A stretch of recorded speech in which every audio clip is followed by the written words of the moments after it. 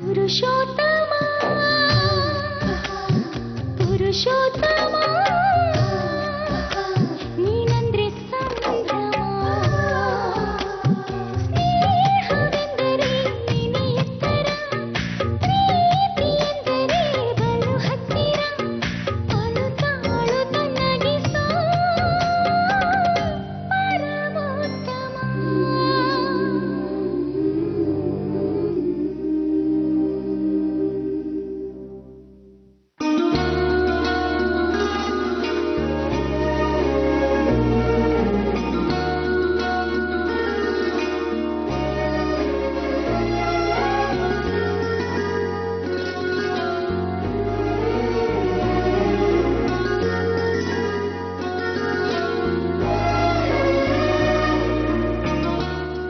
ಯಾಕೋ ಇಲ್ಲೇ ನಿಂತ್ಕೊಂಡ್ಬಿಟ್ಟೆ?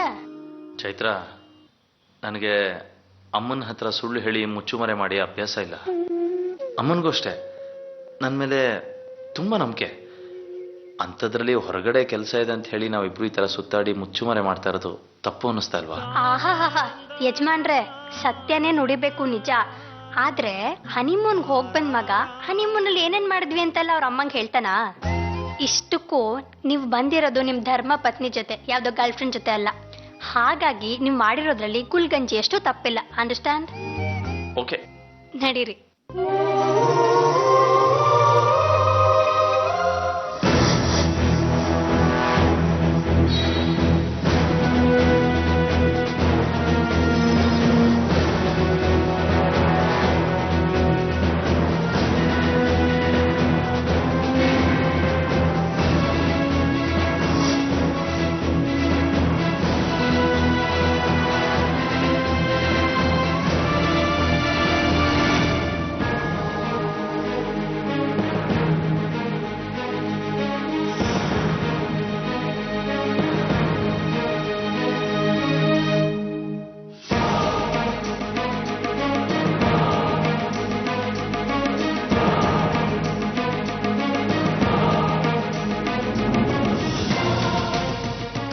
ಪುರುಷಿ, ಒಂದಂತೂ ನಿಜ ಕಣೋ, ಇನ್ನೂ ನಾವಿಬ್ರು ಗಂಡ ಹೆಂಡ್ತಿರು ಅಂತ ಗೊತ್ತಿಲ್ಲದೆ ಇರೋ ನಿಮ್ಮ ಮನೆಯವರು ನನ್ನ ಬೇರೆ ಯಾರೋ ಮದುವೆ ಆಗಿದ್ದಾರೆ, ನಾ ಬೇರೆ ಯಾರ್ದೋ ಹೆಂಡ್ತಿ ಅಂತ ತಿಳ್ಕೊಂಡಿರೋ ಅವರು ನಾವಿಬ್ರು ಇಷ್ಟೊಂದು ಕ್ಲೋಸ್ ಆಗಿ ನಡ್ಕೊಂಡು ಹೋಗ್ತಿರೋದನ್ನ ನೋಡ್ಬಿಟ್ರೆ ಖಂಡಿತ ಶಾಕ್ ಆಗ್ತಾರೆ.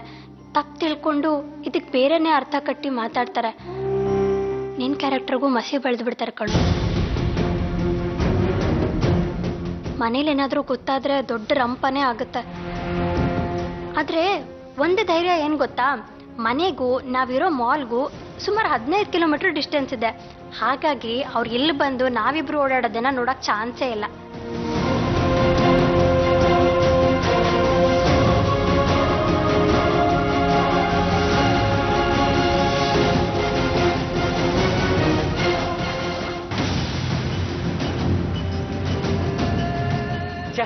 ಬರೋ ಎಸ್ಕಲೇಟರ್ ಹೋಗೋಣ.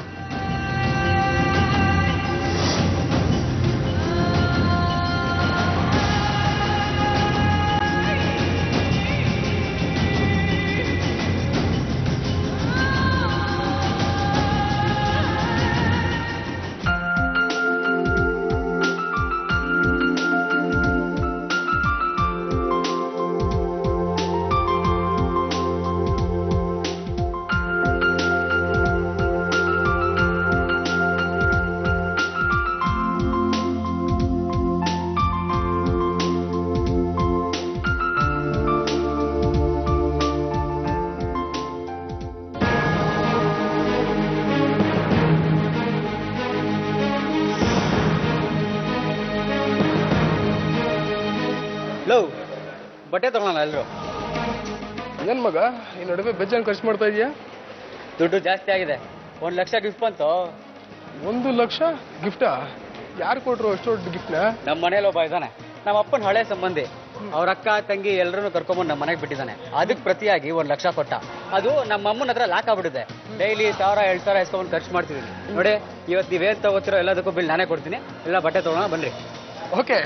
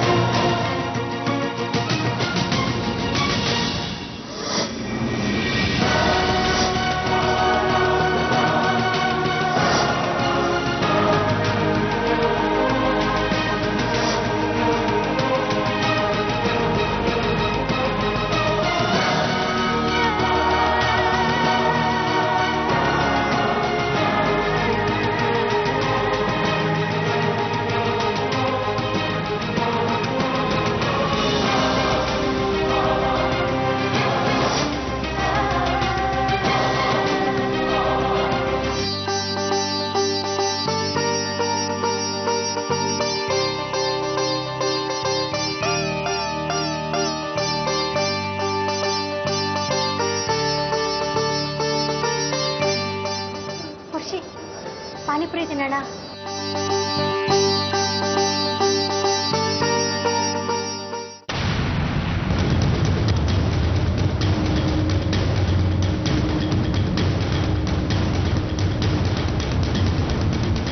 ಸರ್ ಪಾನಿಪುರಿ ಎಷ್ಟು? 30 ರೂಪಾಯಿ ಸರ್. 2 ಪಾನಿಪುರಿ ಕೊಡಿ. ಚೈತ್ರ ಬಾಯ್ಲಿ. ಹೊರಗಡೆ 15 ರೂಪಾಯಿಗೆ ಸಿಗತ್ತೆ, ಇಲ್ಲಿ 1 to 2 ಅಲ್ಲೇ ತಿನ್ಬೋದಲ್ಲ. ನೀನ್ ಯಾವತ್ತಾರು ಮಾಲಲ್ಲಿ ಪಾನಿಪುರಿ ತಿಂದಿದ್ಯಾ? ಇಲ್ಲ ತಾನೆ. ಇದು ಹನಿಮೂನು, ದುಡ್ಡಿನ ಬಗ್ಗೆ ಯೋಚನೆ ಮಾಡಬಾರ್ದು. ಕೊಡು ದುಡ್ಡು.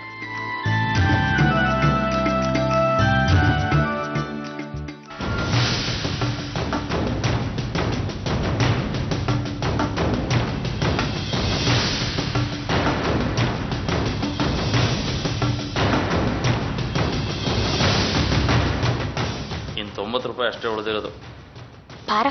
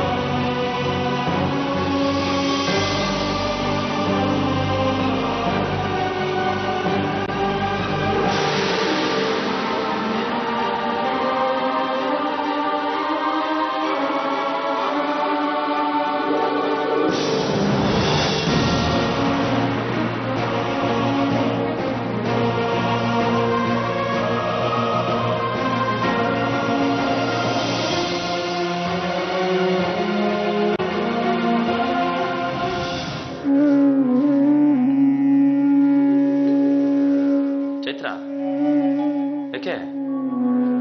ಅಲ್ಲಿ ನೋಡು.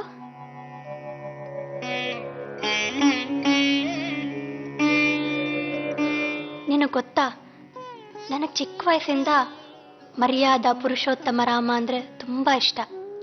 ಅವನ ಕೃಪೆಯಿಂದ, ಅವನ ದಯೆಯಿಂದ, ಅವನ ಹೆಸರಿಟ್ಕೊಂಡಿರೋ ನೀನೇ ನನ್ನ ಗಂಡನಾಗಿ ಸಿಕ್ಕಿದ್ಯಾ.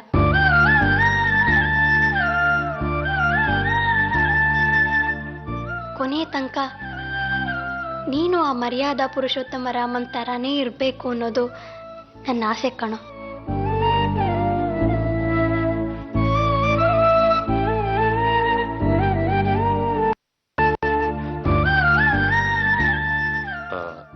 ಸರ್ ಹೇಳಿ ಸರ್. ಹಲೋ. ಅಲ್ಲಿ ರಾಮನ್ ವಿಗ್ರಹ ಇದೆಯಲ್ಲ, ಹೌದು. ಎಷ್ಟದು? 100 ರೂಪಾಯಿ ಆಗುತ್ತೆ ಸರ್ ಅದು. ಓ, 100 ರೂಪಾಯಾ? ಹೌದು ಸರ್. ಪರವಾಗಿಲ್ಲ ಸರ್. 1 ಸೆಕೆಂಡ್ ನಿಂತ್ಕೊಳ್ಳಿ. ಯಾಕೆ ಬೇಡವಾ? ಹಾಗಲ್ಲ ಸರ್, ನನ್ನ ಹತ್ರ 90 ರೂಪಾಯಿ ಅಷ್ಟೇ ಇದೆ. ನಾಳೆ ನಾಡಿದ್ದು ಯಾವಾಗಾರ ಬಂದು ತೊಗೊಂಡು ಪರವಾಗಿಲ್ಲ, ನೋ ಪ್ರಾಬ್ಲಮ್. 1 ನಿಮಿಷ. ನಂದನ್ ಹೋಗ ಶ್ರೀರಾಮನ ವಿಗ್ರಹ ತಗೊಂಬಪ್ಪ.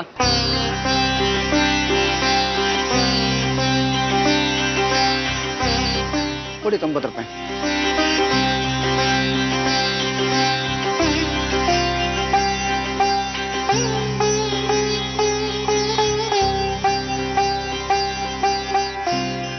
ತೊಂಬಪ್ಪ ಅದನ್ನ ತೊಗೊಳ್ಳಿ ಸರ್.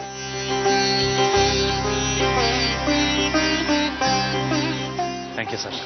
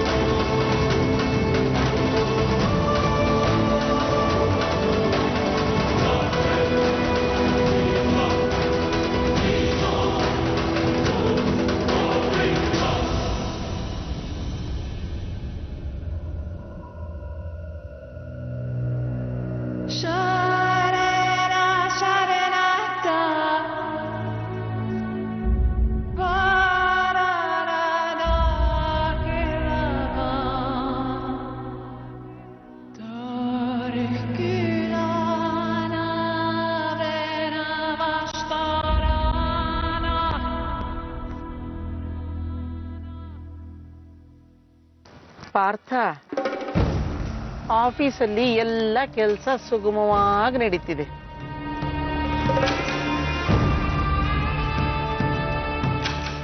IT ಅವ್ರಿಗೆ ಪೊಲೀಸ್ನವ್ರಿಗೆ ಮಾಮೂಲಿ ತಲುಪಿಸಿದ್ದೀನಿ, ಏನು ಸಮಸ್ಯೆ ಇಲ್ಲ.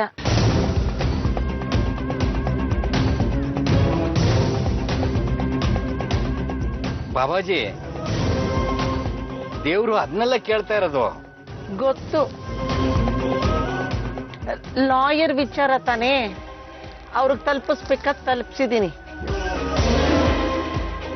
ಆ ಇನ್ಸ್ಪೆಕ್ಟ್ರು ಇನ್ನು ನಮ್ಮ ಸುದ್ದಿಗೆ ಬರಲ್ಲ, ಅವನನ್ನ ಟ್ರಾನ್ಸ್ಫರ್ ಮಾಡಿಸಾಗಿದೆ. ನನಗ್ ಬೇಕಾದ ವಿಷಯನ ಹೇಳ್ತಾನೆ ಇಲ್ಲ. ಯಾವ ವಿಷಯ ಪಾರ್ಥ? ಚೈತ್ರ.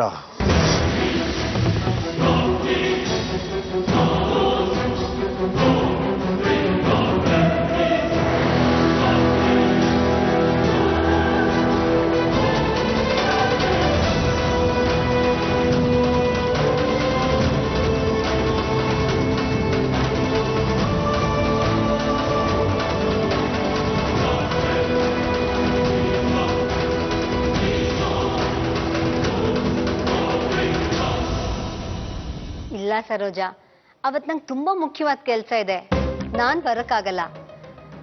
ಒಂದು ಕೆಲಸ ಮಾಡ್ತೀನಿ, ನನ್ನ ಮಗಳನ್ನ ಕಳಿಸ್ಕೊಡ್ತೀನಿ. ಏನು ಅನ್ಕೋಬೇಡಿ.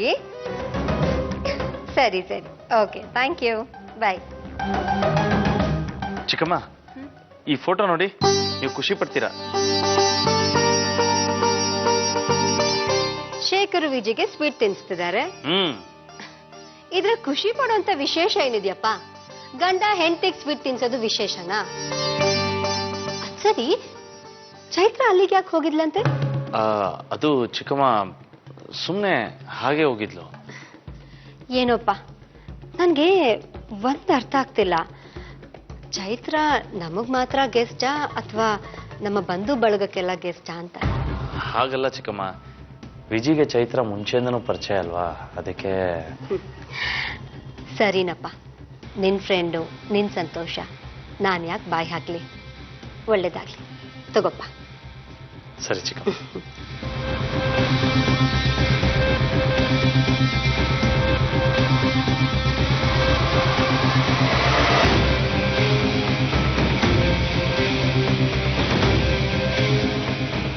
ನಾನೇನೋ ಒಂದು ಅನ್ಕೊಂಡ್ರೆ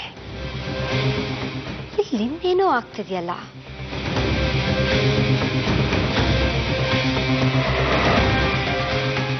ಪುರುಷೋತ್ತಮ ಸಹನಾನ ಮದ್ವೆ ಆಗಲ್ಲ ಅಂದಮೇಲೆ ಶೇಖರ್ ಕೋಪ ವಿಜಿ ಮೇಲ್ ತಿರುಗುತ್ತೆ. ಆಗ ವಿಜಿನ ಅವರು ಮನೇಲಿ ಇಟ್ಕೊಳ್ಳಲ್ಲ. ಅವಳು ಗಂಡ ಬಿಟ್ಟವಳು ಅನ್ನಿಸ್ಕೊಂಡು ನಮ್ಮ ಮನೆಗೆ ಬಂದು ಬಿದ್ದಿರ್ತಾಳೆ.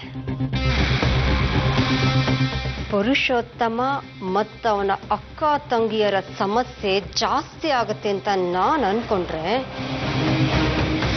ಇಲ್ಲಿ ಬೇರೆ ಏನೋ ನಡೀತಾ ಇದೆಯಲ್ಲ. ಶೇಖರು ವಿಜಿ ಅವರಾಗವ್ರೆ ಅಡ್ಜಸ್ಟ್ ಆಗ್ತಿದಾರಲ್ಲ.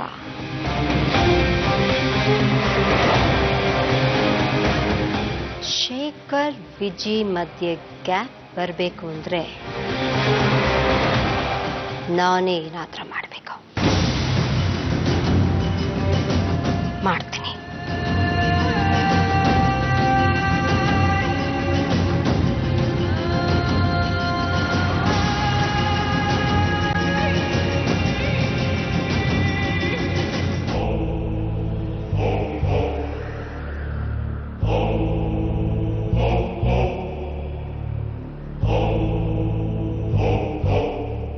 ಇಷ್ಟು ದೊಡ್ಡ ಮನೆ ಯಾಕೆ ಬೇಕಿತ್ತು?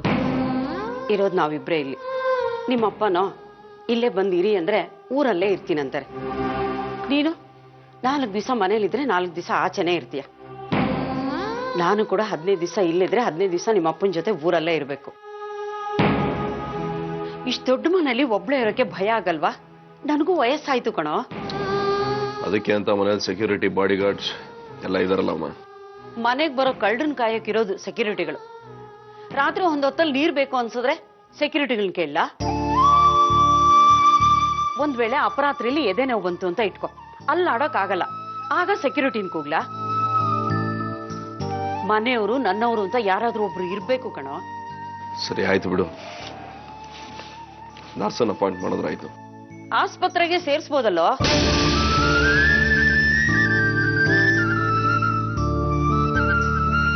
ಈ ಮನೇಲಿ ನಾನು ವಾಸ ಮಾಡ್ತಿದ್ದೀನೋ ಮನೆ ಕಾಯ್ತಿದ್ದೀನೋ ಒಂದು ಗೊತ್ತಾಗ್ತಿಲ್ಲ. ಈಗ ಏನಾಗ್ಬೇಕು? ನಿನ್ ಜೀವನ ಸರಿ ಹೋಗ್ಬೇಕು, ನಿಂದು ಅಂತ ಒಂದ್ ಸಂಸಾರ ಶುರು ಆಗ್ಬೇಕು, ಈ ಮನೆಗೆ ಒಬ್ಬ ಸೊಸೆ ಬರ್ಬೇಕು. ಬರ್ತಾಳೆ. ಯಾವಾಗ? ಸದ್ಯದಲ್ಲೇ. ಸ್ವಲ್ಪ ದಿನ ತಡಿಯಮ್ಮ, ಒಳ್ಳೆ ಸೊಸೆನೆ ಕರ್ಕೊಂಡ್ಬರ್ತೇನೆ. ಕರ್ಕೊಂಡ್ ಬರೋದಕ್ಕೆ ಅವಳೇನ್ ಮನೆ ಕೆಲಸದವಳ? ಈ ಮನೆ ಸೊಸೆ ಆಗಿ ಬರೋವಳನ್ನ ನಾನ್ ನೋಡೋದ್ ಬೇಡ್ವಾ? ನನಗೂ ಒಪ್ಪಿಗೆ ಆಗೋದ್ ಬೇಡ್ವಾ? ಒಪ್ಪಿಗೆ ಆಗ್ತಾಳೆ. ನಾನು ಅದನ್ನ ಯೋಚನೆ ಮಾಡ್ದೇನೆ ಕರ್ಕೊಂಡ್ ಬಂದ್ಬಿಡ್ತೀನಿ. ಮೊದಲು ನನಗ್ ತೋರ್ಸು, ಆಮೇಲೆ ನಿನ್ ತೀರ್ಮಾನ.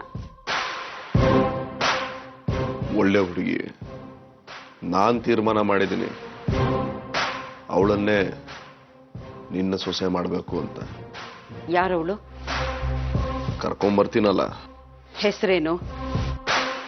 ಬರ್ತಾಳಲ್ಲ, ಹೆಸರು, ಜಾತಕ, ಊರು, ವಿಳಾಸ ಎಲ್ಲ ವಿಚಾರಿಸ್ಕೊ. ಚೈತ್ರ ಅಲ್ಲ ತಾನೆ?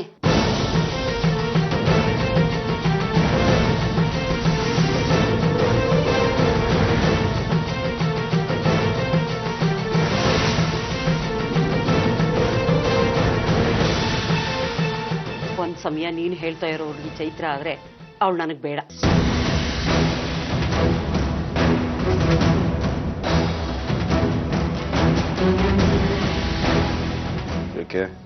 ಅವಳು ಕಾಲ್ಗುಣ ಸರಿ ಇಲ್ಲ. ಎಂಗೇಜ್ಮೆಂಟ್ ದಿನಾನೇ ನೀನು ಪೊಲೀಸ್ ಸ್ಟೇಷನ್ ಮೆಟ್ಲು ಹತ್ತಿದೀಯಾ.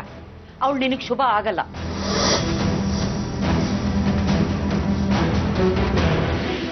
ಮನಸ್ಸು ಇಡಿಸಿದಾಳೆ. ಮೊದಲನೇ ಸಲ ನನಗೆ ಮದುವೆ ಆಗ್ಬೇಕು ಅಂತ ಅನ್ಸಿದ್ದು ಅವಳನ್ನ ನೋಡಿದ ಮೇಲೆ.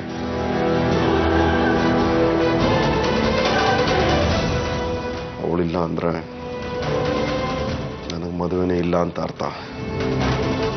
ನಾನು ಹುಡುಕ್ತೀನಿ ಕಣೋ ನಿನಗ್ ತಕ್ಕವಳನ್ನ.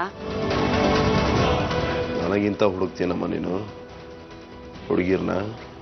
ನನಗ ಅವಳು ಬೇಡ ಅಷ್ಟೇ. ನನಗೆ ಅವಳೇ ಬೇಕು. ಮನೆಗೆ ಸೊಸೆ ಸಿಗ್ತಾಳೆ, ಆದ್ರೆ ನಿನ್ಗೆ ಅಮ್ಮ ಇರೋಲ್ಲ.